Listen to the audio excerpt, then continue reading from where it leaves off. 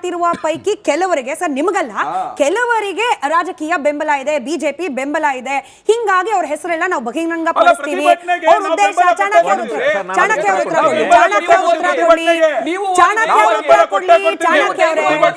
ಚಾಣಕ್ಯ ಅವರೇ, ಅದೇ ನೀಟ್ ಪರೀಕ್ಷೆಗೆ ಆಯ್ತು ಸರ್, ಕೇಳಿಸ್ಕೊಳ್ಳಿ ನಟರಾಜ್ ಗೌಡ್ರೆ, ಚಾಣಕ್ಯ ಅವ್ರ ಸಮಯ ಉತ್ತರ ಕೊಡ್ಲಿ.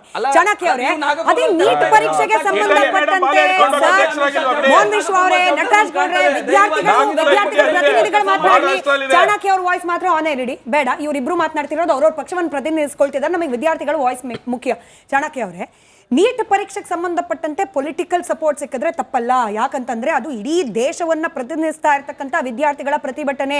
ಅಲ್ಲಿ ಬರ್ತಾ ಇರೋದು anti government, anti central government ಸ್ಲೋಗನ್ಗಳು. ಅಲ್ಲಿ ಆಮ್ ಆದ್ಮಿ ಪಕ್ಷದವ್ರು ಬೆಂಬಲ ಕೊಟ್ಟರು ಪರವಾಗಿಲ್ಲ, ಕಾಂಗ್ರೆಸ್ ಪಕ್ಷ ತನ್ನ ಮೈತ್ರಿ ಪಾರ್ಟ್ನರ್ಗಳನ್ನೆಲ್ಲ ಕರ್ಕೊಂಡು ಹೋಗಿ ಪ್ರಧಾನಿಗಳ ನಿವಾಸದ ಮುಂದೆ ಕೂತ್ ಪ್ರತಿಭಟನೆ ಮಾಡಿದ್ರು ಪರವಾಗಿಲ್ಲ. ಬಟ್ KPSC ಮಾತ್ರ ಇಲ್ಲಿರೋ ವಿರೋಧ ಪಕ್ಷಗಳು ಸಪೋರ್ಟ್ ಮಾಡಬಾರ್ದು, ಇಲ್ಲಿರೋ ಬೇರೆ ರಾಜಕೀಯ ಪಕ್ಷಗಳು ಸಪೋರ್ಟ್ ಮಾಡಬಾರ್ದು. ನೀವು ವಿದ್ಯಾರ್ಥಿಯಾಗಿ, ಪರೀಕ್ಷಾರ್ಥಿಯಾಗಿ ಯಾವ ರೀತಿ ಗಮನಿಸ್ತೀರಿ ಈ ಸ್ಟೇಟ್ಮೆಂಟ್ಗಳನ್ನು? ಒಂದು ವಿಚಾರವನ್ನು ನಟರಾಜ್ ಗೌಡರಿಗೆ ಭಾಳ ಸ್ಪಷ್ಟವಾಗಿ ನಾನು ತಿಳಿಸಬೇಕು. ಏನಂತ ಹೇಳಿದ್ರೆ, ಈ ಹಿಂದೆ BJP ಸರ್ಕಾರದ ಅವಧಿಯಲ್ಲಿ 2022ರಲ್ಲಿ 545 PSI ಎಕ್ಸಾಮ್ ಆಗತ್ತೆ ಮೇಡಮ್. ಅದರಲ್ಲೂ ಕೂಡ ಇದೇ ರೀತಿಯಾದಂಥ ಒಂದು ಬೃಹತ್ ಮಟ್ಟದ ಒಂದು ಭ್ರಷ್ಟಾಚಾರ ಆಗುತ್ತೆ, ಅದು ಹೊರಗಡೆ ಬರುತ್ತೆ, ಭಾರಿ ಪ್ರಮಾಣದ ಹೋರಾಟ ಆಗುತ್ತೆ, CID ತನಿಖೆ ಆಗುತ್ತೆ, ಮರುಪರೀಕ್ಷೆ ಆಗುತ್ತೆ. ಅದೇ ಸಂದರ್ಭದಲ್ಲಿ ಅವತ್ತು ಕಾಂಗ್ರೆಸ್ ವಿರೋಧ ಪಕ್ಷದಲ್ಲಿತ್ತು. ಇದೇ ವಿರೋಧ ಪಕ್ಷದಲ್ಲಿರ್ತಕ್ಕಂಥ ಕೆಲವೊಬ್ಬರು ನಾಯಕರನ್ನ, ಅದರಲ್ಲೂ ವಿಶೇಷವಾಗಿ ಸನ್ಮಾನ್ಯ ಪ್ರಿಯಾಂಕ್ ಖರ್ಗೆ ಅವರು, ಶರತ್ ಬಚ್ಚೇಗೌಡರು, ಅದರಲ್ಲೂ ಕೂಡ ವಿರೋಧ ಪಕ್ಷ ನಾಯಕರಾಗಿರ್ತಕ್ಕಂಥ ಮಾಜಿ ಮುಖ್ಯಮಂತ್ರಿಗಳು ಸಿದ್ದರಾಮಯ್ಯ ಸಾಹೇಬರು ಕೂಡ ನಮ್ಮ ಹೋರಾಟಕ್ಕೆ ಬೆಂಬಲ ನಿಂತಿದ್ರು. ಅವತ್ತಂಗಂದ್ರೆ ನಾವು ಕಾಂಗ್ರೆಸ್ ಪರನ? ಇವತ್ತು ಡೆಮೋಕ್ರಸಿ ಅಂದ್ಮೇಲೆ ಮೇಡಮ್, ಇವತ್ತು ರೂಲಿಂಗ್ ಪಾರ್ಟಿ ಏನ್ ತಪ್ಪು ಮಾಡ್ತಾ ಇದೆ, ಏನ್ ಭ್ರಷ್ಟಾಚಾರ ಮಾಡ್ತಾ ಇದೆ, ಅನಾಚಾರ ಮಾಡ್ತಾ ಇದೆ, ಅದನ್ನ ಪ್ರಶ್ನೆ ಮಾಡೋದಕ್ಕೆ ವಿರೋಧ ಪಕ್ಷದವ್ರು ಇದ್ದಾರೆ. ಅವ್ರ ಜೊತೆಗೆ ಸೇರಿ ನಾವು ಕೂಡ ಪ್ರಶ್ನೆ ಮಾಡ್ತಾ ಇದೀವಿ, ನಿಮ್ಗೆ ಜಾಗೃತಿ ಮೂಡಿಸುವಂತ ಪ್ರಕ್ರಿಯೆಯನ್ನ ಮಾಡ್ತಾ ಇದೀವಿ. ಆದ್ರೆ ಇದನ್ನ ಯಾವ ರೀತಿ ಇವರು ಇದನ್ನ ತಿರುಗಿಸ್ತಾರ ಅಂತ ಹೇಳಿದ್ರೆ, ನಾವು ಬಿಜೆಪಿಯಿಂದ ಒಳಗಡೆಯಿಂದ ಪ್ರೇರಣೆ ಆಗ್ಬಿಟ್ಟಿದೀವಿ, ಅಲ್ಲಿರ್ತಕ್ಕಂಥ ಕೆಲವೊಬ್ರು ನಾಯಕರ ಜೊತೆ ನಾವು ಸಂಪರ್ಕ ಇಟ್ಕೊಂಡು ಸರ್ಕಾರಕ್ಕೆ ಕೆಟ್ಟ ಹೆಸರು ಬರುವಂತ ರೀತಿ ನಾವು ಮಾಡ್ತಾ ಇದೀವಿ ಅಂತ ಇವ್ರು ಬಿಂಬಿಸ್ತಾ ಇದಾರಲ್ಲ, ಇದಕ್ಕೆ ನಾವು ಯಾವುದೇ ಕಾರಣಕ್ಕೂ ಒಪ್ಪೋದಿಲ್ಲ. ಹಾಗಾದ್ರೆ ಇವತ್ತು KPSC ಮೇಡಮ್ ಇದೇ ಸರ್ಕಾರ ಇದೆಯಲ್ಲ, KPSC ಚೇರ್ಮನ್ ಮೇಲೆ ಇಷ್ಟು ದೊಡ್ಡ ಆರೋಪ ಇದೆಯಲ್ಲ, ಇವ್ರು ಕೇವಲ ಹೇಳ್ತಾರೆ ನಾವು ಅಮಾನತು ಮಾಡ್ಬಿಟ್ಟಿದೀವಿ ಅಂತ. ಅಮಾನತು ಮಾಡಿದ್ರೆ ಏನ್ರಿ ಬಂತು ಸೌಭಾಗ್ಯ? ಇವತ್ತು ಎಷ್ಟೋ ಜನ ಇವತ್ತು ಬೀದಿಗೆ ಬಂದಿದ್ದಾರಲ್ಲ ಯುವಕರು, ಅವರಿಗೆ ಕೇವಲ ಇದೊಂದು ಅಮಾನತು ಒಂದು ಉತ್ತರ ಕೊಟ್ಬಿಟ್ಟು ನೀವು ಸೈಡ್ ಲೈನ್ ಆಗ್ಬಿಡ್ತೀರಾ? ನನ್ನಂತ ಒಬ್ಬ ಸಾಮಾನ್ಯ ಒಬ್ಬ ಮನುಷ್ಯ ಒಬ್ಬ ತಪ್ಪು ಮಾಡಿದ್ರೆ ಇಮಿಡಿಯೇಟ್ ಆಗಿ ಅವನ ಮೇಲೆ FIR ಆಗುತ್ತೆ, ಅವನ ಮೇಲೆ ಇನ್ವೆಸ್ಟಿಗೇಷನ್ ಆಗುತ್ತೆ, ಜೈಲ್ಗೆ ಹಾಕ್ತಾರೆ. ನಿಜವಾಗ್ಲೂ ಯಾರೆಲ್ಲ ಪರೀಕ್ಷೆಯನ್ನ ಕಷ್ಟಪಟ್ಟು ಬರೆದಿದ್ದಾರೆ ಅವರೆಲ್ಲ ಮುಂದಿನ ಪರೀಕ್ಷೆಗೆ ನೇಮಕಾತಿಗೆ ತಯಾರಿ ಮಾಡ್ಕೊಳ್ತಿದ್ದಾರಂತೆ. ನಾನು ಅದಕ್ಕೆ ಮೇಡಮ್, ನಾನು ವಿದ್ಯಾರ್ಥಿಗಳಿಗೆ ಮಾಡ್ತಾ ಇದ್ದೀನಿ, ಯಾವುದೇ ಕಾರಣಕ್ಕೂ ಈ KPSC ನ ನಂಬೇಡಿ. ನಾನು KPSCಗೂ ಮತ್ತೆ ರಾಜ್ಯ ಸರ್ಕಾರಕ್ಕೆ ಮನವಿಯನ್ನ ಮಾಡ್ತಾ ಇದ್ದೀವಿ. ಈಗ ಮುಂಬರುವಂತ ನೇಮಕಾತಿಗಳಿಗೆ ನೀವೇನ್ ಅಧಿಸೂಚನೆ ಹೊರಡಿಸ್ತಿರಲ್ಲ, ದಯವಿಟ್ಟು ಸೈಡಲ್ಲಿ ಒಂದು ಕಾಲಮ್ ಹಾಕ್ಬಿಟ್ಟು ಯಾವ್ಯಾವ ಹುದ್ದೆಗೆ ಎಷ್ಟೆಷ್ಟು ದುಡ್ಡು ಕೊಡಬೇಕು ಅಂತ ಹೇಳಿ ಒಂದು ಪಟ್ಟಿ ಮಾಡ್ಬಿಡಿ.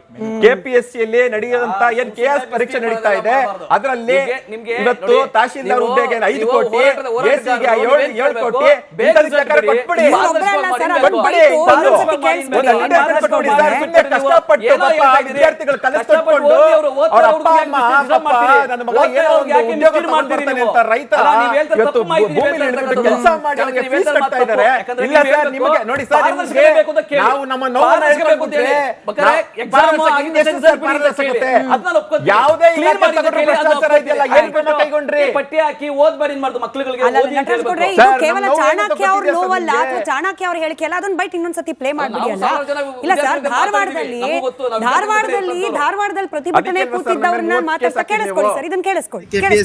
KPSC ಎಕ್ಸಾಮ್ ನಡೆಸಬಾರ್ದು, UPSC ಗೆ ವಹಿಸಬೇಕು. ಅಷ್ಟು ಮೀರಿ KPSC ಎಕ್ಸಾಮ್ ನಡೆಸೋದೇ ಆದ್ರೆ 319 ಹೊಸ ನೋಟಿಫಿಕೇಶನ್ ಮಾಡಿದ್ದಾರೆ KS. ಆ ನೋಟಿಫಿಕೇಶನ್ ಅಲ್ಲಿ ಮೆನ್ಷನ್ ಮಾಡಬೇಕು ಒಂದು ಪೋಸ್ಟಿಗೆ 2 ಕೋಟಿ ಅಂತ ಹೇಳಿ. ಅಂದ್ರೆ 319 ಇಂಟು 2 620 ಕೋಟಿ ರೂಪಾಯಿ ಆಯ್ತು, 618 ಕೋಟಿ ರೂಪಾಯಿ ಆಯ್ತು. ಮೊದಲೇ ಪೋಸ್ಟ್ ನ ಹರಾಜು ಹಾಕಿ ಆಮೇಲೆ ನೋಟಿಫಿಕೇಶನ್ ಮಾಡಬೇಕಾಗಿ KPSC ಅಲ್ಲಿ ತಮ್ಮಲ್ಲಿ ಕಳ್ಕೊಳ್ಳಿ ವಿನಂತಿಸ್ತಾರೆ.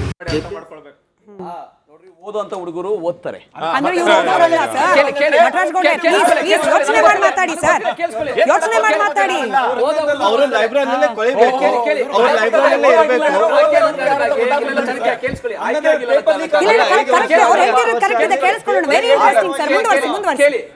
ಆಯ್ಕೆ ಆಗಿಲ್ಲದ ವಿದ್ಯಾರ್ಥಿಗಳನ್ನ ಮಿಸ್ಲೀಡ್ ಮಾಡ್ತಾ ಇರ್ತಕ್ಕಂಥ ಜನ ಇದ್ದಾರೆ. ನೀಟಲ್ಲಿ ಏನಾಯ್ತು ಸರ್? ಅಷ್ಟು ಜನ ಓದ್ತಾ ಇರೋ ವಿದ್ಯಾರ್ಥಿಗಳು ಬಂದಿದ್ದ ವಿದ್ಯಾರ್ಥಿಗಳು ವಿದ್ಯಾರ್ಥಿಗಳು ಹಂಗಂತ ನೀವು ಅದನ್ನ defend ಮಾಡಿ shield ಮಾಡ್ತೀರಾ ಇದನ್ನ? shield ಮಾಡ್ಬೇಕಾ ಇದನ್ನ? ನಿಮ್ದೇ ಲಾಜಿಕ್. ಸರಿ. ಇಲ್ಲಿ ನೀಟಾಗಿ ಓದೋ ವಿದ್ಯಾರ್ಥಿಗಳು ಪ್ರತಿಭಟನೆ ಮಾಡಲ್ಲ ಅನ್ನೋದೇ ನಿಮ್ ಲಾಜಿಕ್ ಆದ್ರೆ ನೀಟ್ ಪರೀಕ್ಷೆ ಅಕ್ರಮ ಅಂತ ಹೇಳಿ ಖಂಡಿಸಿ ಇಲ್ಲಿ ಜಂತರ ಮಂತರಿಗೆ ಬಂದಿದ್ದ ಲಕ್ಷಾಂತರ ವಿದ್ಯಾರ್ಥಿಗಳು ಹಂಗಾದ್ರೆ ಸೋಮಾರಿಗಳ ಸರ್? ಕೇಳಿ. ಅವ್ರು ಓದ್ದೇ ಇರೋ ವಿದ್ಯಾರ್ಥಿಗಳ ಅಲ್ಲೊಂದು ಲಾಜಿಕ್ ಇಲ್ಲೊಂದು ಲಾಜಿಕ್. ನಟರಾಜ್ ಗೌಡ್ರೆ ಬೇಸಿಕ್ ಪ್ರಶ್ನೆ ಇದೆ, ನ್ಯಾಯ ಅಲ್ಲೊಂದು ಇಲ್ಲೊಂದು. ಕೇಳಿ ನೀವು ಏನ್ ಗೊತ್ತಾ, ಯಾವಾಗ ಈ ರೀತಿಯಾಗಿ ಅಕ್ರಮ ಆಗಿದೆ, ಮಾನ್ಯ ಸಿದ್ದರಾಮಯ್ಯ ಫಸ್ಟ್ ಸರ್ಕಾರ ಇದ್ದಾಗಲೂ ಕೂಡ KS ಅನ್ನ ರದ್ದು ಮಾಡಿ ಮತ್ತೆ ಎಕ್ಸಾಮ್ ಮಾಡಿದ್ರು. ಇವಾಗ್ಲೂ ಕೂಡ PSI ನ ರದ್ದು ಮಾಡಿ ಮತ್ತೆ ಎಕ್ಸಾಮ್ ನಡೆದಿದೆ. ಅಕ್ರಮ ಆದಾಗ ಎಲ್ಲಾ ಎಕ್ಸಾಮ್ಗಳಿಗೂ ಕೇವಲ ಆರೋಪ ಮಾಡೋದು ಅಂತ ಇದ್ದಲ್ಲಿ ಕೆಲವರು ಇರ್ತಾರೆ, ಆರೋಪ ಮಾಡಕ್ಕೋಸ್ಕರನೇ ಇರ್ತಾರೆ, ಮಿಸ್ಲೀಡ್ ಮಾಡಕ್ ಮಾತ್ರ ಇರ್ತಾರೆ. ಕೆಲವರು ಓದಕ್ಕೆ ಸಹಾಯ ಮಾಡಬೇಕು, ಯಾರು ಬರ್ದಿದ್ದಾರೆ ಎಕ್ಸಾಮ್ ಬರ್ದಿದ್ದಾರೆ ಅವರೆಲ್ಲ ಕಷ್ಟಪಟ್ಟು ಓದಿಲ್ವಾ, 6 ವರ್ಷ ಕಷ್ಟಪಟ್ಟು ಓದವ್ರಿ, ಕಣ್ಣಿಗೆ ಎಣ್ಣೆ ಹಾಕೊಂಡು ಓದಿದ್ದಾರೆ, ಅವ್ರ ಆಯ್ಕೆ ಪಟ್ಟಿ ಬಿಡುಗಡೆ ಆಗಬೇಕಾಗಿದೆ. ನೀವು ಕೇಳಿ ಒತ್ತಾಯ ಮಾಡಿ, ಆಯ್ಕೆ ಪಟ್ಟಿ ಬಿಡುಗಡೆ ಮಾಡಿ ಒತ್ತಾಯ ಮಾಡಿ. ಕಷ್ಟಪಟ್ಟು ಓದಿರ್ತಾರೆ ಅವ್ರು ಪ್ರತಿಭಟನೆ ಮಾಡಲ್ಲ, ಯಾರು ಪ್ರತಿಭಟನೆ ಮಾಡ್ತಾರೆ ಅವ್ರು ಕಷ್ಟಪಟ್ಟು ಓದಿರಲ್ಲ. ಇನಿವೆ ಅಭಿಷೇಕ್ ಅವರು ನನಗೆ ಸಮಯ ಕಮ್ಮಿ ಇದೆ, ಅಭಿಷೇಕ್ ಅವರು ಅದಾದ್ಮೇಲೆ ಮೋಹನ್ ವಿಶ್ವ ಅವರು ಉತ್ತರ ಕೊಡ್ಲಿ. ಅಭಿಷೇಕ್ ಅವರೇ 89% ನಾವು ಕೇಳಿಸ್ಕೊಂಡು ನಟರಾಜ್ ಗೌಡ್ರೆ thank you for your reaction. ನಾವು ಕೇಳಿಸ್ಕೊಂಡು ಜನನು ಕೇಳಿಸ್ಕೊಂಡಿದ್ದಾರೆ.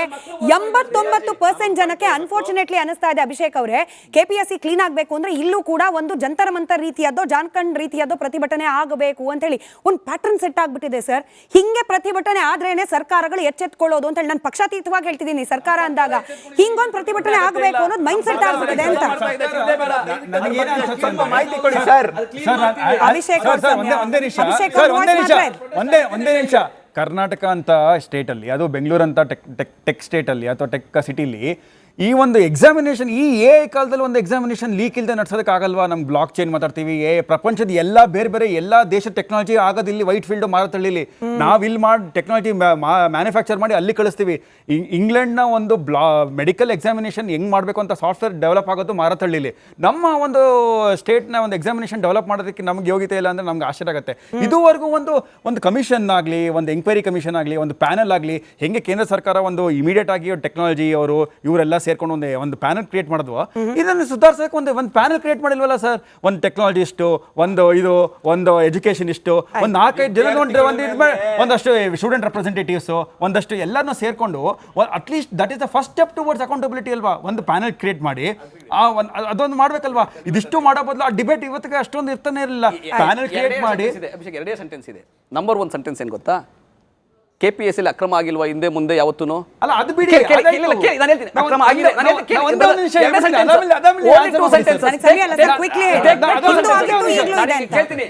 ಅಕ್ರಮ ಅಂತ ಆರೋಪಗಳು ಬರ್ತಾನೆ ಇದಾವೆ, ಕ್ಲೀನ್ ಮಾಡಬೇಕು, ಕ್ಲೀನ್ ಮಾಡೋಣ.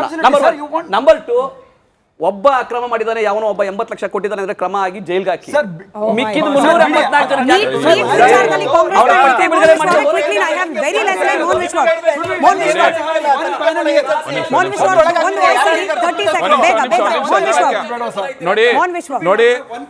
ನೋಡಿ ಇದನ್ನೇ ಹೇಳೋದು ಕಾಂಗ್ರೆಸ್ ಡಬಲ್ ಸ್ಟ್ಯಾಂಡರ್ಡ್ ಅಂತ ಹೇಳ್ಬಿಟ್ಟು.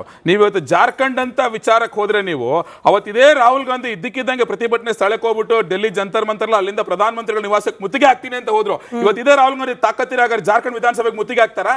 ಹಾಕಲ್ಲ. ಸುಮ್ನೆ ಸ್ಟೇಟ್ಮೆಂಟ್. ಸಮಯ ಇಲ್ಲ, ಬಟ್ ಒಂದು ಮನವಿ ಅಷ್ಟೇ. Quickly sir, quickly.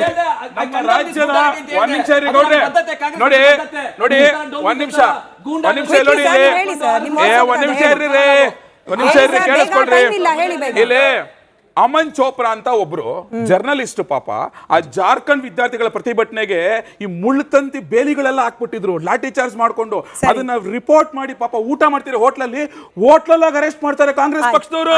ನಮ್ಮ ಕೆಲವು ಕರ್ನಾಟಕದ ಮಾಧ್ಯಮಗಳು ಕರ್ನಾಟಕದ ಮಾಧ್ಯಮ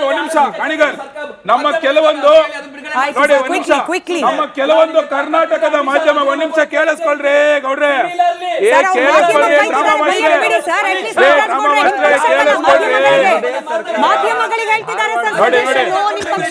ಕೇಳಿಸ್ಕೊಳ್ಳಿ. ನಿಮ್ ಪಕ್ಷಕ್ಕಲ್ಲ ಸರ್, ಮಾಧ್ಯಮಗಳಿಗೆ ಸಲಹೆ ಕೊಡ್ತಿದ್ದಾರೆ, ಕೇಳಿಸ್ಕೊಳ್ಳಿ at least. ನೀನು ಗೌಡ್ರೆ, ಯಾವುದೇ ನಾನ್ ಮಾಧ್ಯಮದ ಬಗ್ಗೆ ಮಾತಾಡ್ತಿರೋದು ಕೇಳಿಸ್ಕೊಳ್ರಿ ಇಲ್ಲಿ. ಒಂದ್ ನಿಮಿಷ ಇರಿ, ಜನಕ್ಕೆ ಈಗ ಕರ್ನಾಟಕದಲ್ಲಿ ನೋಡಿ ಇಲ್ಲಿ ಅಮನ್ ಚೋಪ್ರಾ ಅವನ್ನ ಅರೆಸ್ಟ್ ಮಾಡಿದ್ರು ಕೂಡ ಕರ್ನಾಟಕದ ಕೆಲವು ಮಾಧ್ಯಮಗಳು ಎಲ್ಲರೂ ಅಂತಾನೆ ಹೇಳಲ್ಲ, ಕೆಲವು ಆಂಕರ್ಗಳು ಸೇರ್ಸ್ಕೊಂಡ್ಬೇಕಾದ್ರೆ ನಾನು ಹೇಳ್ಬೋದು, ಏನ್ ಸಿಜೆಪಿ ಪ್ರೊಟೆಸ್ಟ್ ಅಂತ ಬಂದಾಗ ಪ್ರೋಗ್ರಾಮ್ಗಳ ಮೇಲೆ ಪ್ರೋಗ್ರಾಮ್ ಮಾಡಿದ್ದೆ, ಪ್ರಧಾನಮಂತ್ರಿಗಳನ್ನ ಬೈದಿದ್ದೆ, ಹೇಳಿದೆ. ಇವತ್ತು ಎಲ್ಲರೂ ಬಾಯಿಗೆ ಟೇಪ್ ಸುಟ್ಕೊಂಡ್ಬಿಟ್ಟಿದ್ದಾರೆ. ಆಯ್ತು, ನನಗೆ ಸಮಯ ಇದೆ ದರ್ಶನೆ, ಕ್ಷಮೆ ಇರ್ಲಿ ರಾಜು ಅವರೇ. ವಿದ್ಯಾರ್ಥಿ ಸಂಘಟನೆಗಳಲ್ಲೂ ಕೂಡ ಒಗ್ಗಟ್ಟು ಬೇಕು ಸರ್. ಅನ್ಲೆಸ್ ವಿದ್ಯಾರ್ಥಿ ಸಂಘಟನೆಗಳಲ್ಲಿ ಒಗ್ಗಟ್ಟಿನ ಹೋರಾಟ ಬರೋದಿಲ್ವೋ ಅಲ್ಲಿಗೆ ಯಾವ ಸರ್ಕಾರ ಕೂಡ ಬೆಲೆ ಕೊಡೋದಿಲ್ಲ ಅಂತ ಪ್ರೂವ್ ಆಗ್ತಾ ಇದೆ.